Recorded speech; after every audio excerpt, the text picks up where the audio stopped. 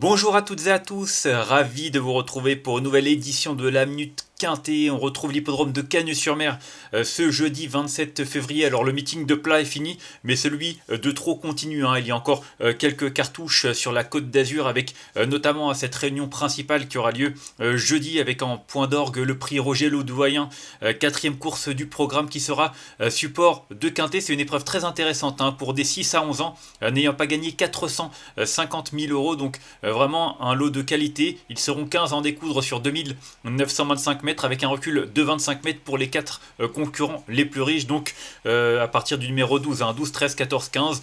C'est un lot, comme je l'ai dit, intéressant. On a deux parties différentes, hein, j'ai l'impression, avec des chevaux des 25 mètres qui ont peut-être les meilleurs titres, mais ils sont quand même beaucoup en tête, donc rentre la distance, ce sera pas forcément une mince affaire. C'est pour ça que j'ai fait confiance aux éléments qui partent en tête, à commencer par le 4, Jongleuse de Lune, qui a certainement les meilleurs titres. En tout cas, c'est l'une des plus douées au départ. C'est une jument de 6 ans qui a vraiment couru à un autre niveau. D'ailleurs, il n'y a qu'à voir ses deux dernières tentatives sur l'hippodrome de Vincennes. Un cinquième du prix de Rouen, groupe 3, remporté par Yao Diamant devant Dea Sprint Bar, Jason. Franchement, c'était pas les mêmes. Et auparavant, cinquième du prix Hélène Johansson, hein, le jour du prix d'Amérique, derrière Harmonista, notamment Illusion J-Pad, High Propulsion. Franchement, là, elle descend de catégorie. Elle a déjà bien fait sur cette piste, hein. La dernière fois qu'elle est venue, c'était pour une quatrième place. Auparavant, elle s'était imposée, mais sa quatrième place était quand même acquise dans un lot qui tenait la route, hein, avec des étrangers au départ. Là, ils ne sont pas de la partie, donc je trouve vraiment que l'un dans l'autre, elle découvre de très belles conditions de course en tête, et face à une telle opposition, on est obligé de lui voir une première chance. Ensuite, j'ai retenu en deuxième position le numéro 3, Giuliano, pensionnaire de Nicolas Hench. C'est vrai que c'est un cheval âgé de 9 ans, mais il n'a couru que 48 fois, hein, ce qui est très peu pour un cheval de cet âge-là. Et puis surtout, son pourcentage de réussite est vraiment assez impressionnant. En 48 tentatives, il a terminé sur le podium plus d'une fois sur deux, avec une victoire sur 4 tentatives. C'est vraiment un très bon ratio. Il vient d'ailleurs de s'imposer sur ce parcours, une course référence où il devançait Hooper des Chasses et Harry Lebeau, qu'il retrouve dans cette compétition. Alors, il monte un petit peu de catégorie, mais franchement, je pense qu'il est encore un petit peu en retard de gain. C'est un cheval qui est arrivé il y a 2 ans et demi chez Nicolas Hench et qui a quintuplé ses gains. Il a multiplié par 5 les gains qu'il avait en 2 ans et demi, ce qui est assez impressionnant. Il n'a pas besoin d'être déféré pour bien faire. Ce parcours, il le connaît comme sa poche. Franchement, il a tout pour plaire, et c'est vrai qu'avant le coup, il fait partie des priorités et constitue un point d'appui solide.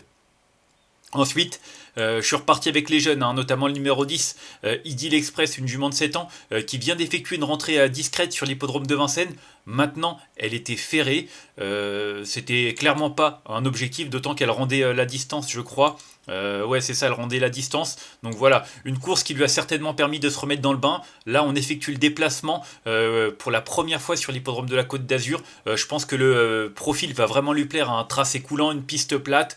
Elle a une super pointe de vitesse finale. Elle est allégée dans sa ferrure. C'est l'une des plus riches au premier échelon. Pour moi, on a fait de cette épreuve un objectif. Et avant le coup, je pense vraiment qu'on fait le voyage avec des ambitions. Ensuite, j'ai retenu en quatrième position le numéro 2, Hooper des Chasses. Bah écoutez, il est en forme, il réalise un bon début d'année, il vient de terminer deuxième de Giuliano. Je trouve que la ligne est bonne. C'est un cheval qui apprécie ce parcours sur lequel il a souvent très bien fait. D'ailleurs, ses 2 dernières tentatives le prouvent, hein. Une victoire en 1-12-8 l'avant-dernière fois, et puis dernièrement, deuxième de Giuliano. Donc voilà, je trouve qu'il a, comme je l'ai dit, des arguments à faire valoir. Il est associé à Christophe Martens qui s'entend bien avec lui. Enke Grift, je trouve qu'il est bien armé dans cette épreuve. Il a 4 concurrents qui sont au départ de cette épreuve, et franchement, je pense que c'est lui la meilleure chance. En tout cas, on le verra bien. En tout cas, je l'ai retenu quatrième devant justement le 13, deuxième atout de Enke Grift, c'est Grit of Madrid, un cheval qu'on avait vu, hein, sous la férule de Sébastien Garato par le passé, et qui a montré de belles choses, hein, également. Qui a montré de belles choses également sous la férule de Enke Grift, hein. D'ailleurs, il reste sur une superbe quatrième place dans un lot qui tenait la route. Et attendez, voilà, ça s'affiche. La quatrième place. Derrière Gardner Show of Seven, c'était le prix Jules Rouquayrol il y a de cela 2 semaines. Franchement, c'était pas les mêmes. Alors oui, là il rend la distance, mais c'est un super finisseur. Si ça roule et qu'il arrive à trouver les bons dos pour se rapprocher, attention, il est vraiment capable de réaliser une performance de choix. Donc moi je m'en méfierais, mais plutôt pour une 3, 4, 5e place. Ensuite, j'ai retenu en sixième position le numéro 11.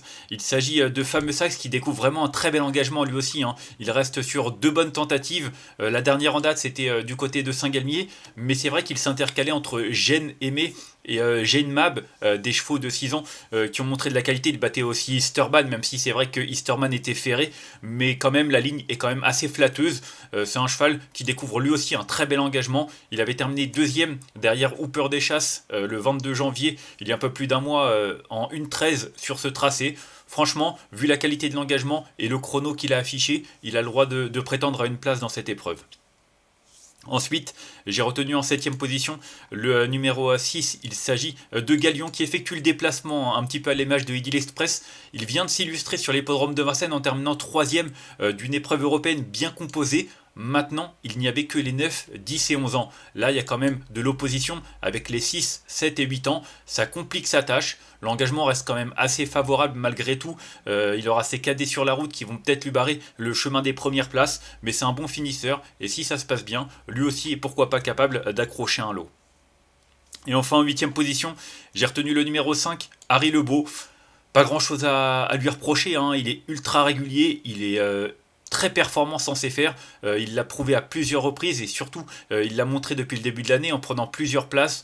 Donc voilà, il est peut-être barré lui aussi, hein, battu par Giuliano et Hooper des Chasses la dernière fois, auparavant par Hooper des Chasses et Fameux Sax. Donc voilà, les lignes sont perdantes. Elles sont bonnes mais perdantes. C'est un cheval qui va faire sa course. Il faudra quand même qu'il y ait une ou deux défaillances pour qu'il puisse intégrer la bonne combinaison du quintet. Mais si c'est le cas et que ça se passe pas trop mal, il est pourquoi pas capable de rentrer dans les 5 premiers.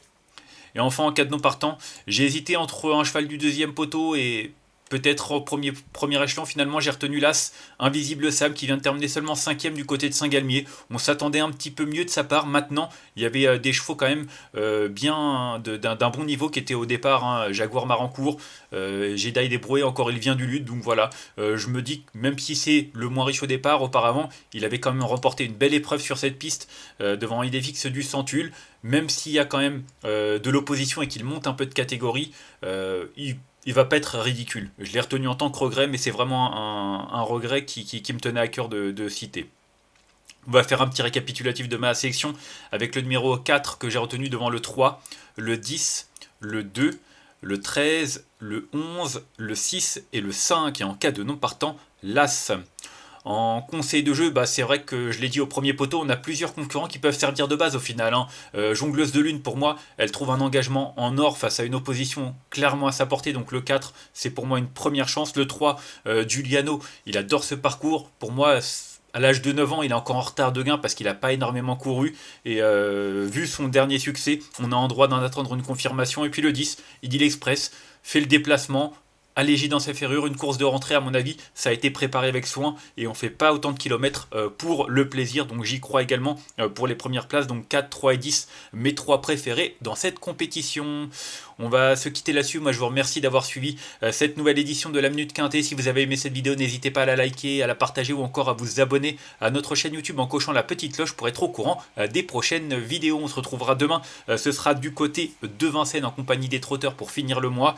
En attendant, je vous souhaite une excellente journée de moi à tous. Bye bye.